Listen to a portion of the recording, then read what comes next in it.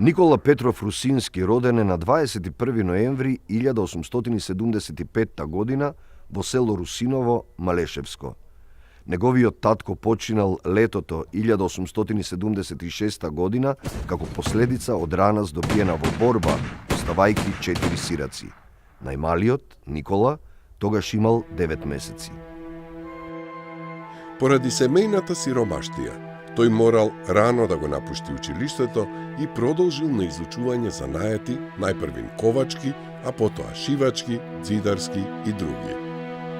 Забележан од власта како бунтаджија, во 1893 година Русински морал да го напушти родното село, заминувајќи во Цариград. Престојот во престолнината бил мощно значаен за осмислувањето на неговиот иден живот и борба.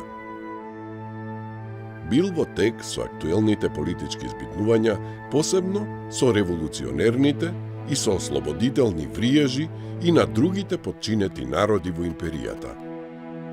Бил претплатник на весниците Новини, Глас Македонски и на Право, преку чија содржина бил во тек со настаните во Македонија и со активностите на македонските емигранти во кнежевството Бугарија. Така и дознал дека во Софија се формирал Комитет за ослободување на Македонија на чело со Трајко Китанчев. Понесен од еуфоријата во споменатите весници за скорешното ослободување на Македонија, Русински го напуштил Цариград и се упатил во Софија.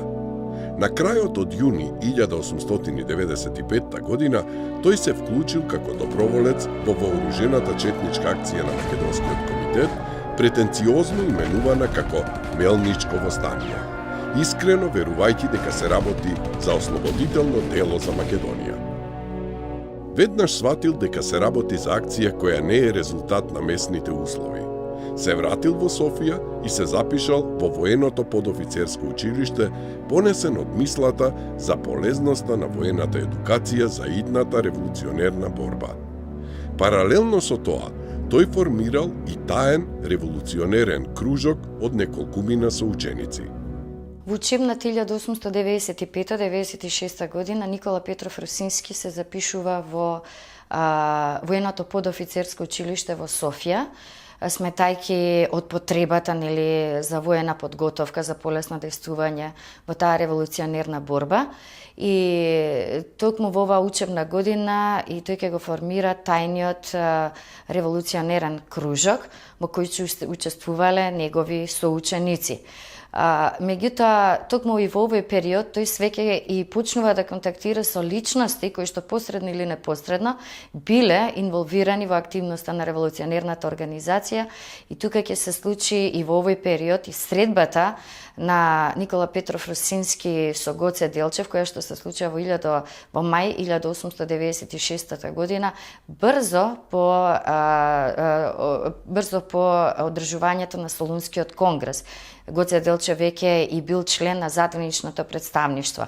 Во овие директни разговори со Гоце Делчев и Никола Петров Русински, фактички тие се ја осознале потребата и од социјалната револуција на македонскиот народ, од действувањето на социјалистите внатре во организацијата, подготвување на народот со ширење и на социјалистичка книжнина. Фактички од тука произлегува тезата дека слободата на македонецот е негово сопствено дело. Никола Петров Русински е едно од позвучните имиња од редовите на македонското револуционерно и национално ослободително движење. Тој со своето делување во редовите на македонската револуционерна организација дава особен придонес во разраснувањето на воените сили на организацијата. Бил образован, војнички, се школувал во военото училиште во Софија и овие и теоретски и практични сознанија навистина ги применил на теренот и тој е организатор и раководител на една од поголемите четнички школи на организацијата.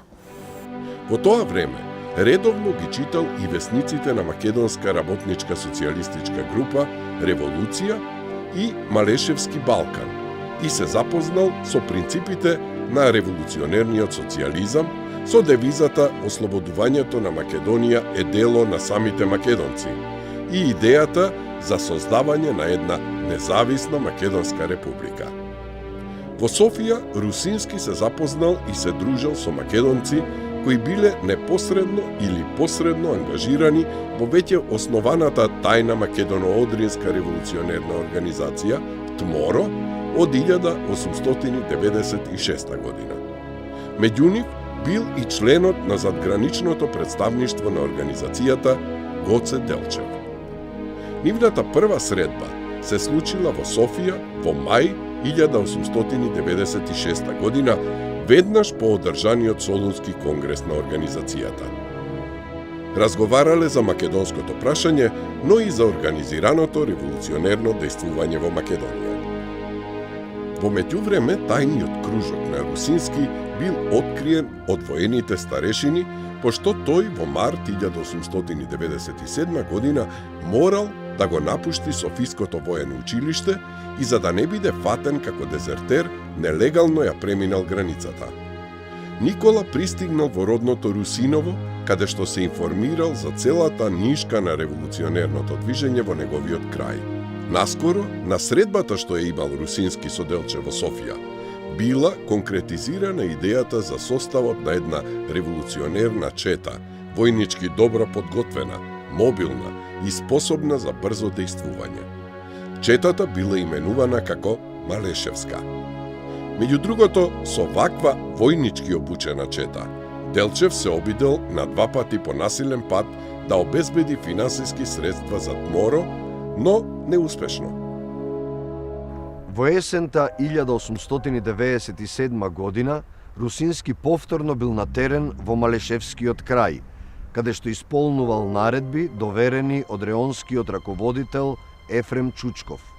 Тука, во ноември 1897 година, војводата Русински заедно со неговата чета биле затекнати од виничката провала во редовите на организацијата. Тој веднаш испратил курири до сите села во Малешевскиот крај, складираното оружје да се премести во други скривалишта, а луѓето да пребегаат во Бугарија. Четата на Русински била принудена во тешки временски услови да се повлекува кон горноџумајскиот реон. Вечерта, спроти 18 ноември 1897 година, цела ноќ патувале низ снегиви улици, наоѓајќи прибежиште во една воденица покрај Сухострелска река. Престојот во неа имал катастрофални последици за здравјето на војводата Русински и на неговите четници. Сеќавајќи се на овој настан, Русински кажува: Двајцата премрзнати четници од мојата чета, родум од Пијанечко, умреа. Имаше двајца и во болница. Тие си отидоа пред Великден, а потоа умреа во Солунскиот затвор. А јас, таа, 1898 година, отидов во болница. Во месеците што следеле, поради се уште влошеното здравје, но и огорчен од некои состојби во редовите на ТМОРО, по виничката афера, Русински се повлекол од активностите во организацијата. По виничката афера, со нарушено здравје, Никола Петров Русински е приморен да замине од Македонија и доаѓа во Софија, тогашниот слободен дел од Балканскиот полуостров, од Бугарија, каде што македонските револуционери и интелектуалци наоѓале прибежиште. Била блиску до македонската граница, блиску до револуционерните случувања. Во Софија Никола Петров Русински се запознава со Васил Главинов, раководителот, идеологот на македонската социјалистичка револуционерна група. И тука фактички му се приклучува на македонското социјалистичко движење, тука се развива како интелектуалец, како социјалист, како еден од идолозите на ова движење. И се размислува во Софија за тоа како да се спроведе една социјална револуција во Македонија. Иако е револуционер, сепак Русински гледа и една друга страна од неговото действување, значи покрај таа ослободителна, револуционерна, вметнува еден работнички, социјален елемент во своето действување. Приближно во тоа време се запознал со Васил Главинов, предводник на Македонската социјалистичка револуционерна група во Софија. Токму од оваа група произлегла јасната определба ослободувањето на македонецот да биде негово сопствено дело, која станала лозунг на македонските револуционери, членови на ТМОРО. Дел од членовите на Македонската социјалистичка група решиле да заминат за Македонија и таму да формираат социјалистички групи, како и да започнат со издавање социјалистичка книжнина со револуционерна содржина. Прв за Македонија заминал Никола Карев, по него тргнал Веле Марков, а нешто подоцна и Русински. Наскоро тројцата согледале дека услови за револуција во Македонија имало, но не за онаква за каква што дошле да подготват – социјална револуција. Никола Карев, Веле Марков, а потоа и Никола Петров Русински тргнуваат за Македонија и се стационираат во Крушевски предел, во Крушевската околија. Интересно тоа што и Карев и Веле Марков се крушевчани од Крушевско. И фактички и Русински, бидејќи е член на таа група, доаѓа со нив и действува во Крушевско. Тука се размислува за таа социјална револуција, меѓутоа се увидува дека постојат поголем број тешкоти за остварување на таа мисла, за таа идеја. Најпрво се размислувало за приклучување кон една поголема организација за да може да ги остварат своите цели. Затоа се појавиле првите размисли, првите идеи за да се приклучат кон ТМОРО, кон веќе однапред созданата Македонска револуционерна организација. И затоа и се дискутирало на првата Македонска социјалистичка конференција, одржана во јуни 1900 година, во Крушевско, во секторот во околијата на селото Житоше. И како една од идеите, од размислите што се наметнала, е како социјалистите да се влеат во Македонската револуционерна организација и оттаму да ги реализираат своите замисли. ТМОРО во актуелниот момент го имала опфатено поголемиот дел од сето она што било незадоволно од современиот поредок.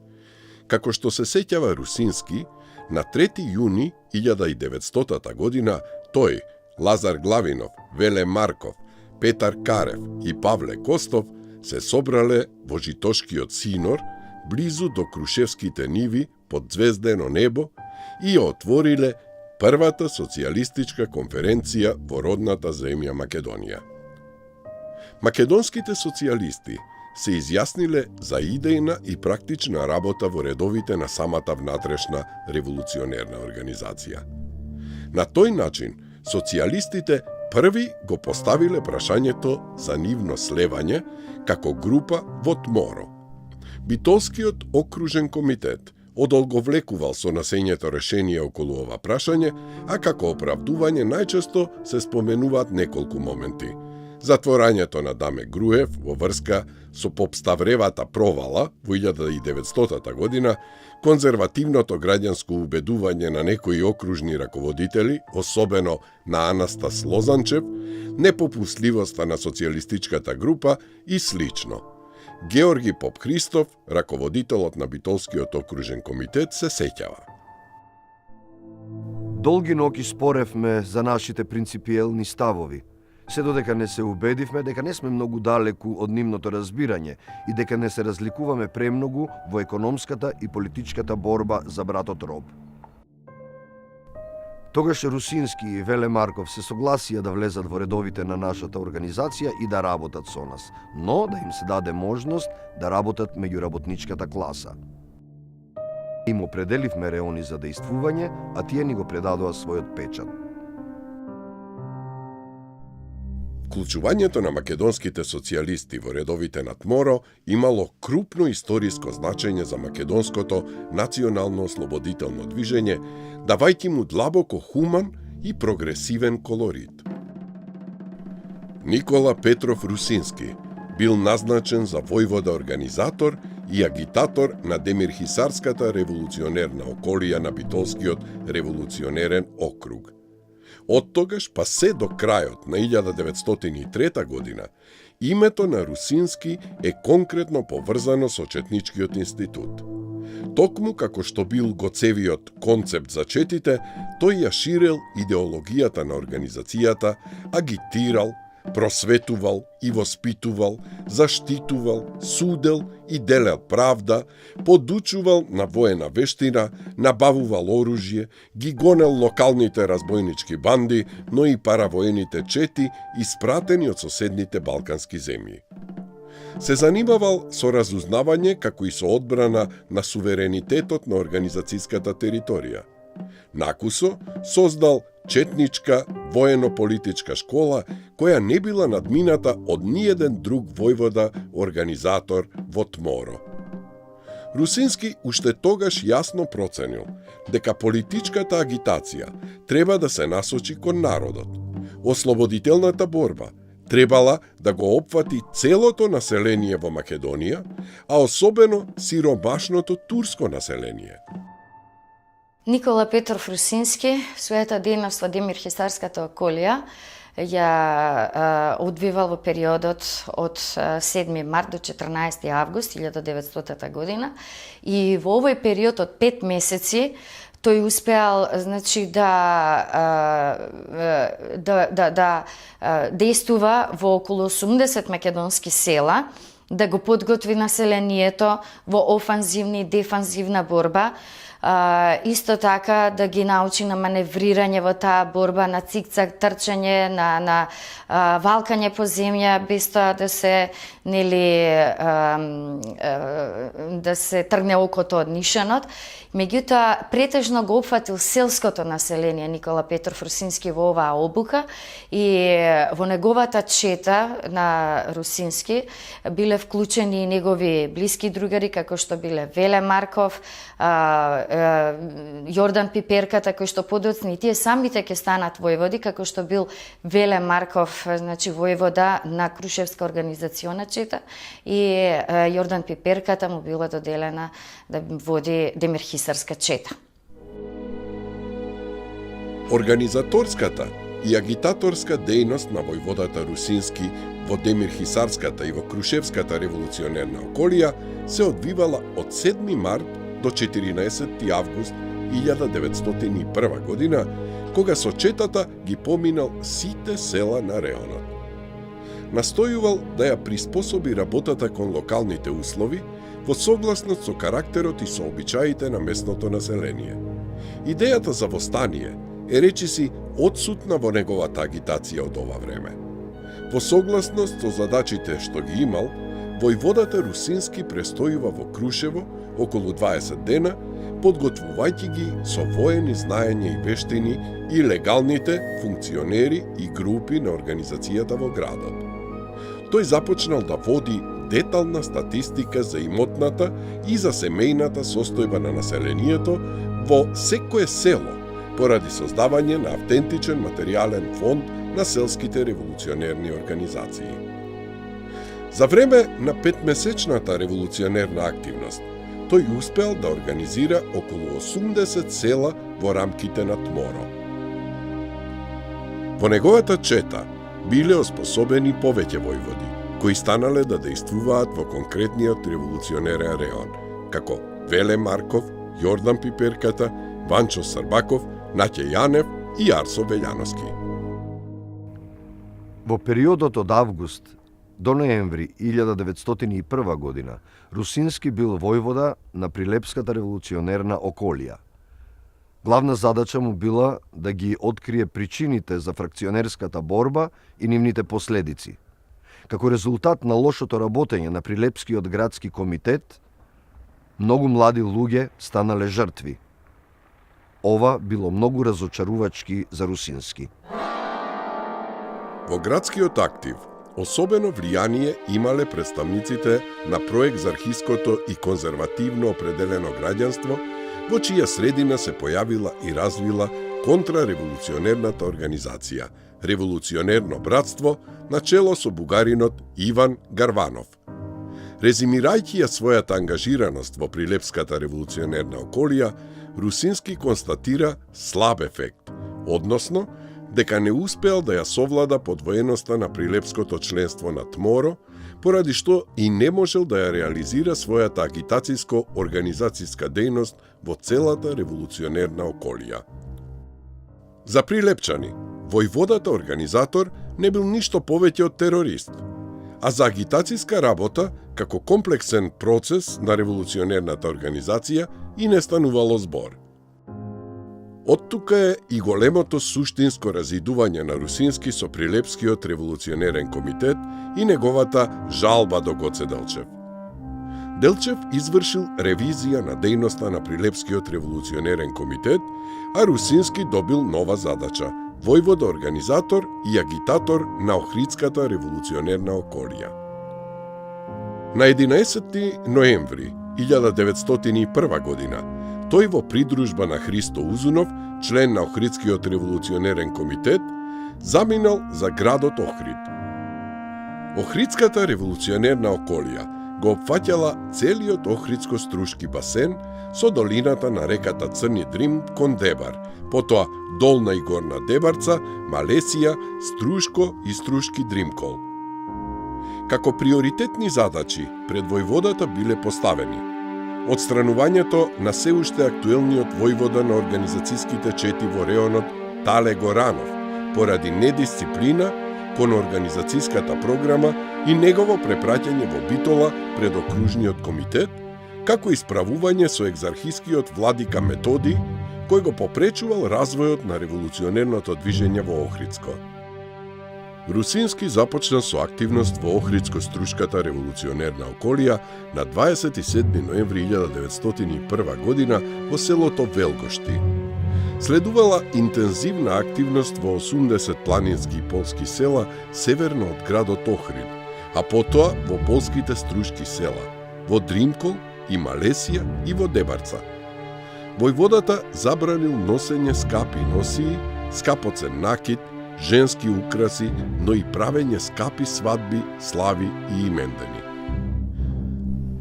За воиднина им ги определив трошоците за свадбите, кои не треба да бидат повеќе од 400 гроша и никој не смее да ја прекрши мојата наредба. Потребата од подобрување на економскиот, на социјалниот и на безбедносниот живот на населението во Охридско-струшкиот револуционерен опфат била повод војводата Русински да упати отворено писмо до битолскиот валија Едип Паша. Во писмото барал десеточниот систем на спахилакот и на продажбата да биде со согласност на селските општини, без насилство, именување некорумпирани пољаци по потекло од локалното христијанско население, кои би биле целосно зависни од нивните селски општини. Оружје да носи само полицијата и војската. Запирање на потерите. Ослободување на оние затвореници што биле затворени без докази и така натаму. Војводата Русински покрај другото имал задача да обезбедува и заштита на селата од напади на разбојничките банди од разните албански племиња, како и од нападите и убиствата на фанатизираните турски комитети и нивните вооружени чети. Така, во пролетта 1902 година, воено-тактички подучени од војводата Русински, селаните од нападнатите села во Малесија, Локов, Ржаново, Избажни и дале голем отпор на ограбувачката банда дојдена од албанските предели, која броела повеќе од 200 лица. Слична била и одбраната на нападнатите села од Горна Дебарца, Лактиње, Годивје и Врбјани. Една од најзначајните постапки на војводата и неговата чета во Охридско-струшкиот крај било ликвидирањето на актуелниот раководител на Охридскиот турски контрареволуционерен комитет и насилникот Беџетбек. Чифлик Сајбија од село Злести и на неговата 5-члена чета. Охридско-Струшкиот револуционерен реон, поради својата големина и местоположба на граничник со албанските предели, условувал внимателна и активна организацијска работа. Затоа, Русински ја поделил агитацијско-организацијската чета на 4 реонски чети – за Малесија, Дримкол, Дебарца и Ортакол, езерските села и Струшкото поле. Војводата особено се ангажирал околу изнаоѓањето извори и воспоставување канали за континуирано доставување на оружје. Оружје се испраќало и во Демирхисарскиот и Крушевскиот реон. Русински, кога бил определен да биде раководител во Охридскиот регион, дал голем придонес како агитатор, како организатор и во разраснувањето на целокупната структура на Македонската револуционерна организација.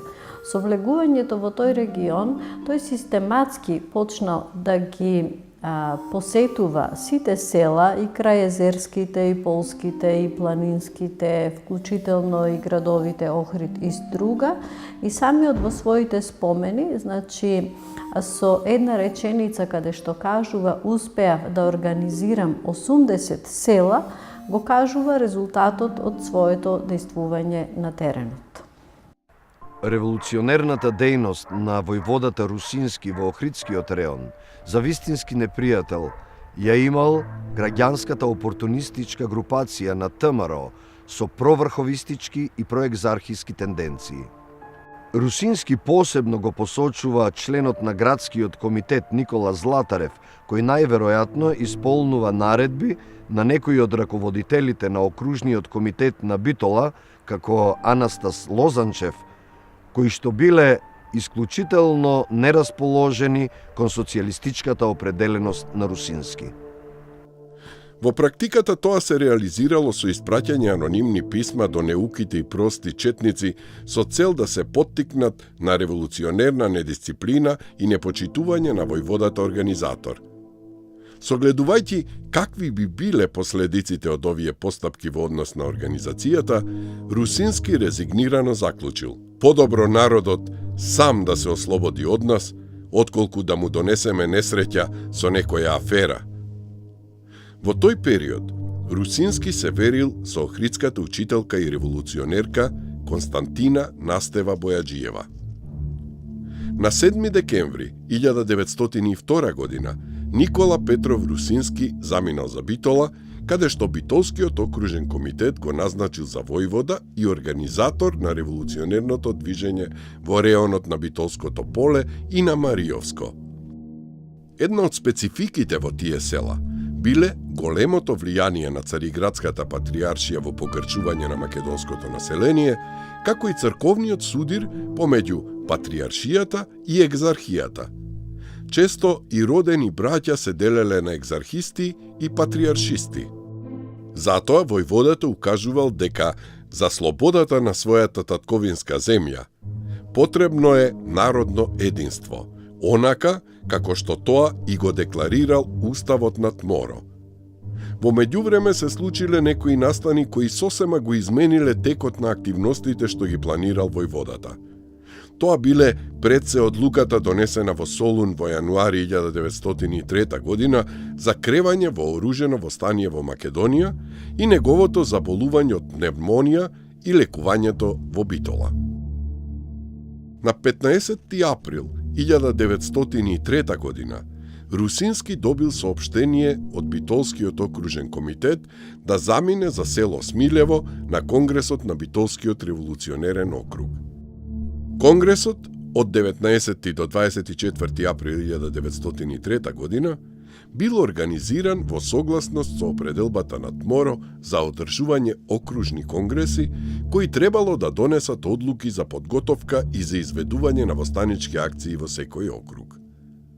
Русински, како представник на револуционерниот реон за Битолското поле и за Мариовско, бил присутен за сето време на конгресот. Тој бил предложен и за еден од секретарите на конгресот. Јас не прифатив бидејќи сметав да создадам опозиција против формираната силна струја за востание, се сеќава Русински. Најважна тема на Конгресот била прашањето за кревање на востанието. Русински се искажал против овој предлог. Според него, едно недоволно подготвено востание би го дезорганизирало веќе изграденото дело на тајната Македоно-Одринска револуционерна организација, која по неговото евентуално задушување од османлиската војска би станала лесен плен на надворешните вооружени пропаганди. Русински бил поддржан од Никола Карев, Ѓорѓи Сугарев, Христо Узунов и Петре Ацев. Земајќи збор по настапот на Русински, Борис Сарафов го изразил своето убедување за сигурна и ефикасна воена интервенција на Бугарија. Таа божем само чекала повод за тоа. Преовладала струјата што била за кревање на востание. Русински, како дисциплиниран војвода на Тморо, и се покорил на волјата на мнозинството. На Конгресот тој бил избран за член на Прилепското горско началство заедно со Петре Ацев, Тале Христов и Јордан Тренков. Битолскиот, Полски и Мариовскиот реон заедно со четите биле приклучени кон Прилепскиот револуционерен реон. Реонот на Битолско-Мариово го задржал Русински, а Плетварскиот реон останал за четата на Ацев. Во периодот пред започнувањето на востанието, Русински им давал конкретни упатства на луѓето како да се собира, распоредува и складира храната и облеката, како да се организира медицинската служба и слично. На 7 јули 1903 година, одејќи на закажана средба за усогласување на активностите, војводата Русински заедно со својата чета започнува борба со османлиската војска во близина на селото Дуња. Имено, четата на Петре Ацев, поради невнимание, се судрила со една воена потера во местноста Будимаж, на целата Беловодица и Пештани, и прифатила борба на позиции многу неповолни за неа, претрпувајќи големи загуби. Русински, кој дошол на помош со четата, сепак успеал да излезе од борбата со релативно мали загуби. Тој бил лесно ранет, а меѓу загинатите бил неговиот заменик, војводата Ванчо Наумов. По повикот за објавување на востанието на 1. август 1903 година, Русински веднаш тргнал кон село Витолишта Мариовско, каде што требало да се разгледува планот за напад на гарнизонот во споменатото село, седиште на Мариовската нахија. Војводата Русински предложил со тактичко маневрирање да се освојат предвидените позиции, додека пак Петре Ацев и Перо Тошев предлагале со опсада да ја завземат касарната. Нападот бил извршен според планот на Ацев и на Тошев и се покажал како неуспешен. Поради длабокото незадоволство во врска со различните ставови за планирање и изведување на нападите, Русински решил да го напушти местото на член на Прилепското горско началство и се вратил во својот реон во селата од Битолскиот дел на Мариово. Тој во текот на востанието повеќе действувал дефанзивно и влегувал во судир со османлиската војска само во крајна нужда. Тоа го правел со цел да ги зачува борбените сили на Тморо, кои биле под негова команда, и да го заштити населението од репресија на власта.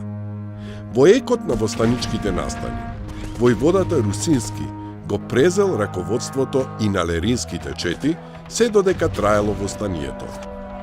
На 14. август 1903 година, во раните утрински часови, се случила битката кај Дунско-Мариовско. Во неа учествувале четите на Русински и здружените чети на војводите Никола Пешков и Анте Василев. Поради недисциплинираното однесување на војводите Златков и Железаров, загинале 22 четници, додека четниците на чело со војводата Русински одвај се извлекле од местото. Со постојани маневри, четите успевале да обстанат, но есенскиот студ веќе ги затекнал неподготвени. Слабо облечени и речиси боси, четниците почнале да размислуваат за префрлање во друг реон или за расформирање. Наскоро пристигнал членот на главниот востанички штаб на Битолскиот револуционерен округ Борис Сарафов, кој им го соопштил решението за распуштање на четите и за прекинување на востанието. Некои му приговорија: "Дотаму ли ја дотеравме, господин Сарафов?" раскажува Русински. "Пролетта ни ветувавте дека Бугарија ќе води војна со Турција за да ни помогне, а сега остануваме во полоша положба од порано." Сарафов одговорил: "Таква е дипломатијата." По неколку дена, откако се разотишле и последните четници од неговата чета, во почетокот на октомври 1903 година, Русински пристигнал во Битола. Огорчен и разочаран од односот на раководните кадри на организацијата во градот, кон крајот на ноември 1903 година, Русински заминал во Софија. Таму, по востаничкиот неуспех, биле пристигнати голем број четници и војводи на организацијата. Меѓу нив започнале дискусии на кои се правеле оценки за илинденските настани и се разгледувале можностите за идната организацијска дејност на Тморо. Во врска со ова, Русински кратко соопштува дека се одржале 2 конференции, на кои доминирале прашањата за вината на Сарафов и на Карванов за востанието и за перспективите на Тморо. Русински и Никола Карев, како социјалисти и противници на строгата централизација, која овозможува голема концентрација на моќ во рацете на луѓето од Централниот комитет, а поучени од настаните по 1901 година, предлагале децентрализација на организацијата која во иднина би израснала во значаен политички фактор. Но овој нивни предлог не бил прифатен. По ова, Русински се повлекол од активното учество во споменативе средби и воопшто од работата во Тморо. По кусиот престој во Софија, тој заминал на закрепнување во градот Враца, каде се оженил со својата свршеница, учителката и револуционерка од Охрид Константина Настева Бојаджиева. Таа речиси 2 години се обидувала да го излекува од хроничниот ревматизам како последица од илегалниот живот. Во 1905 година, брачниот пар Русински се вдомил во градот Дупница. Во тоа време им се родила и првата ќерка, Рушка. За Русински нова надеж и можност за поактивна работа на политички и на социјален план, како и за враќање во неговата родна Македонија, предизвикала младотурската револуција од јули 1908 година, која отворила процеси на демократизација на политичкиот живот. Многу бргу од почетокот на младотурската револуција, заедно со дел од македонските социјалисти, Русински пристигнал во Македонија, во Битола. Тој со помош на Васил Главинов го основал работничкото здружение Класно сознание, кое во иднина требало да послужи како основа за местна социјалдемократска организација.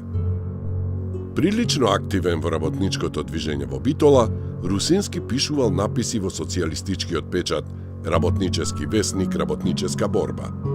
Пишувал за економската експлоатација, за последиците од националистичката и културната пропаганда на соседните балкански држави, за разиденоста на работништвото по таа основа и така натаму. Но веќе кон 1910 година, поголемиот дел од придобивките стекнати во јули 1908 биле уништени од самите младотурци. Во овој контекст Русински запишал: Младотурците го окрвавија хуриетот. Народот протестираше во Битола, Крушево, Прилеп, Охрид. Јасно се виде дека турците не ни веруваат. Во 1910 година започна разоружувањето. Убиства, апсења. За 2-3 години не остана ништо од хуриетот. Болен и изнемоштен, Русински повторно заминал од Македонија. Есента 1912 година започнала Првата Балканска војна, а Македонија станала едно од главните боишта. Објавувањето на воената мобилизација во Бугарија го затекнала 37-годишниот Русински како политички емигрант, жител на градот Дупница. Русински го оставил семејството и заминал во градот Серез кај генералот Волков, чијшто секретар бил Ѓорче Петров. По кратка обука за даночна служба, Русински бил назначен за секретар Бирник во родното село Русиново, каде што се преселил заедно со семејството. Овде најмногу се ангажирал околу организирањето на селските општини и за враќање на имотите и шумите на собствениците во атарот на селата Русиново и Владимирово. За време на Втората Балканска војна, при настапот на грчката војска во Малешевско, односно во Русиново, куќата на Русински била запалена и тој бил принуден со семејството да избега во Бугарија. Во Првата светска војна Русински бил мобилизиран во помошниот сектор на бугарската војска во делот на Малешевско. Во местноста Сувилаки се наоѓала главната работилница за поправка на воената опрема, каде што Русински работел како занаетчија колар. Тој овде повторно се ангажирал околу прашањето за организирање подобар живот на тамошното население. Резултат на оваа негова активност била проект програмата за организирање на животот во селата на Малешевско по завршување на војната, односно препорачувал изградба на општинска зграда, на училиште, на општинска воденица, обезбедување вода од Смојмировските извори за селата во Малешевско. Покрај учеството во Балканските војни, Русински со објавувањето на Првата светска војна се вклучил исто така во активностите на бугарската армија. Тој бил ангажиран во делот на загрижа за населението за својот роден крај во Малешевско. Сериозно се посветил на таа своја обврска, познавајќи го и крајот, и менталитетот на населението, и природните ресурси. Значи, се зафатил со поставување на една програма која што се содржала од повеќе точки и во неа биле вградени сите потреби економски, социјални за подобрување на секојдневниот живот на населението. Во почетокот на 1918 година, Русински си го довел семејството во Берово. Крајот на Првата светска војна на територијата на Македонија бил означен со капитулацијата на Бугарија пред силите на Антантата. Русински, заедно со своето семејство, останал да живее во родното Русиново, во новосоздаденото Кралство на србите, хрватите и словенците. Русински се вклучил во локалниот политички живот. Најпрвин бил избран за член на финансиската комисија за Малешевската околија. Со неговото ангажирање, комисијата го намалила големото оданачување на населението. Во изборната 1920 година, тој бил активен во пропагирањето на социјалистичките идеи со цел да се гласа за Комунистичката партија. По негова заслуга, Комунистичката партија во Малешевската изборна околија имала извореден успех и на општинските и на парламентарните избори. Русински бил избран за подпредседател на Мировниот суд и за председател на Владимирската општина.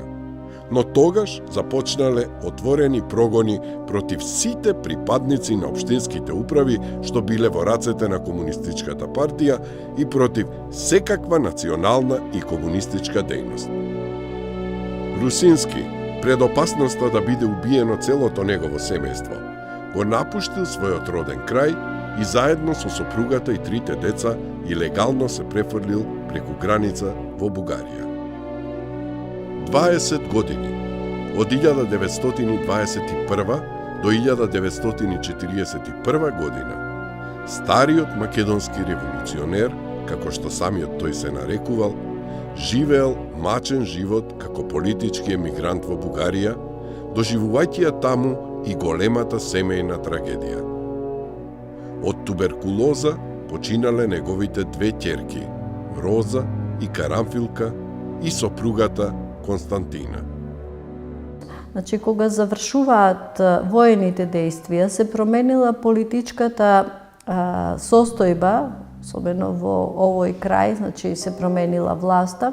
Русински се разочарал до одреден степен и иако неговата родна куќа била разрушена за време на Балканските војни и тој времено емигрирал во Бугарија, че после повторно си го донел своето семејство во своето родно село и започнуваат после Првата светска војна повторно, значи, години на неговото мачно живење, на борбата со политичките состојби, со екзистенционалните проблеми, здравствените, семејните трагедии и така. Оно што е карактеристично за Русински, посебно во периодот меѓу двете светски војни, тој е револуционер кој што навистина доживува една семејна трагедија во овој период, меѓутоа сепак, ако ги гледаме неговите запишани дела, ќе видиме дека тоа е човек кој што оставил пишана оставнина, не само во вид на спомени, туку и како статии во определени списанија кои што излегувале во царството Бугарија. Една од нив е книшката која што се однесува за основниот или градивниот период на македонската револуционерна организација, појаснувајќи ги основните идеи и корените на организацијата.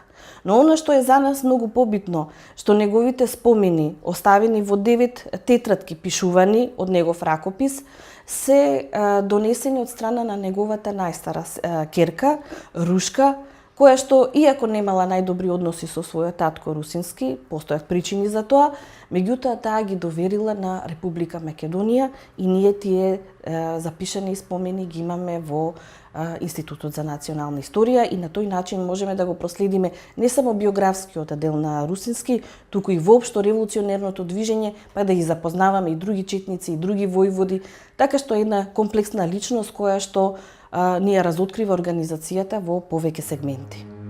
Тој не се активирал како некои негови соборци и револуционери во ВМРО, организацијата раководена од Иван Михајлов. Русински бил повеќе расположен да контактира со припадниците на напредните македонски национални струи и групи. Пишувал написи, а во 1936 година ја објавил книшката Прилог кон историјата на ВМРО во периодот од 1900 до 1903 година, период на градење. Бугарската окупација од 1941 година на Вардарскиот дел од Македонија, Русински не ја доживеал како ослободување. Откако се вратил во Русиново во летото 1941 година, иако во поодминати години, Дедо Коле, како што го нарекувале селаните, се ангажирал во подобрување на секојдневното живење на луѓето. Очекувајќи го успешниот крај на антифашистичката борба на македонскиот народ, Никола Петров Русински починал летото на 14 јуни 1943 година во родното Русиново. Накратко, ако треба да го дефинираме ликот на Русински во македонската револуционерна борба или во македонското револуционерно движење, би рекле дека е револуционер, но и обштественик. Ако треба тоа да го дефинирам, тоа е работа во повеќе реони на Битолскиот револуционерен округ, кој што зафаќал голема територија од поранешната територија на Македонија и фактички не му се доверуваат деловите кои што треба да се ангажира како војвода поприлично, затоа и честопати тој во своите спомени се дефинира самиот себе си како агитатор, организатор и идејник. И навистина било така. Тој е војвода кој што треба да го внеси Гоцевиот концепт, односно Четричкиот институт во Демир-Хисарскиот револуционерен округ, во Крушевскиот, во Прилепскиот, во Охридско-Струшкиот, како и во Мариовскиот дел на Битолското поле. Во историјата постојат два вида личности. Оние што ја создаваат и оние што ја следат историјата. Никола Петров Русински е од првата категорија. Тој е личност со рано всадена и високо култивирана свест за високите вредности на човечкото достоинство. До крај останал доследен на револуционерниот концепт за ослободување на Македонија, на социјалистичката идеологија и на основниот принцип – борба со сопствени сили до потполна независност.